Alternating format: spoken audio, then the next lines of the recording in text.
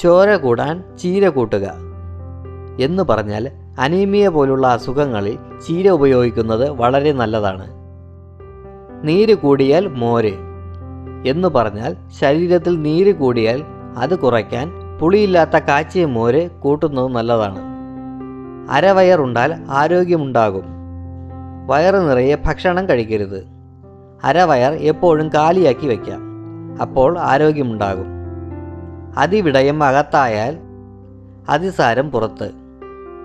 വയറിളക്കത്തിന് വളരെ നല്ല ഔഷധമാണ് അതിവിടയം.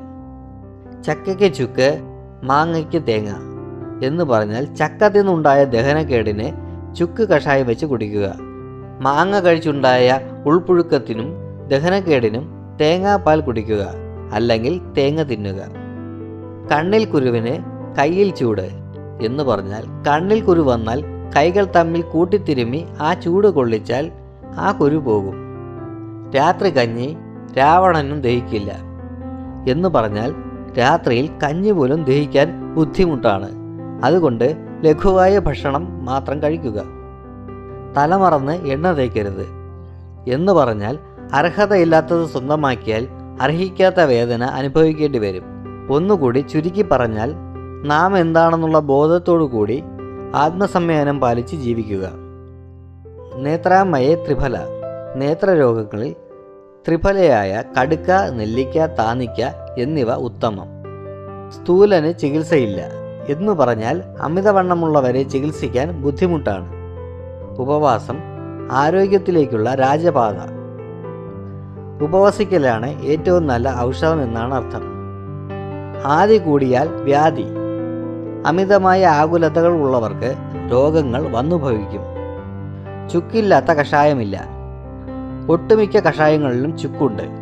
ചുക്ക് ദഹനശക്തിയെ വർദ്ധിപ്പിക്കുന്ന ഒരു ഔഷധമാണ്. വൈദ്യനല്ലല്ലോ ആയുസ്സിന് പ്രഭു. വൈദ്യന് അവരുടേതായ പരിമിതികളുണ്ട്. ആയുസ്സിൻ്റെ പ്രഭു ഈശ്വരനാണ്. അമിതമായാൽ അമൃതും വിഷം.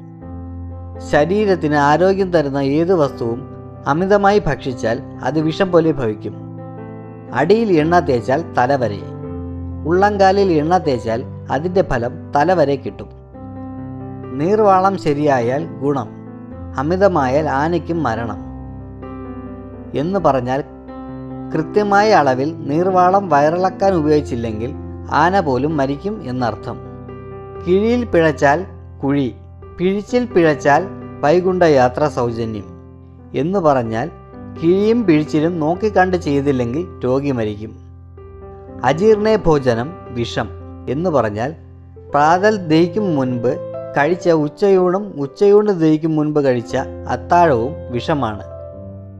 അർദ്ധരോഗഹരി നിദ്ര. പാതി രോഗം ഉറങ്ങിയാൽ തീരും. മുദ്ഗദാളി ഗതവ്യാളി. ചെറുപയർ രോഗം വരാതെ കാക്കും. മറ്റ് പയറുകളുടെ ദോഷം ചെറുപയറിനില്ല. ഭഗ്നാസ്തി സന്താനകരോ രസോന. വെളുത്തുള്ളി ഒടിഞ്ഞ എല്ലിനെ കൂട്ടിച്ചേർക്കുമെന്നർത്ഥം.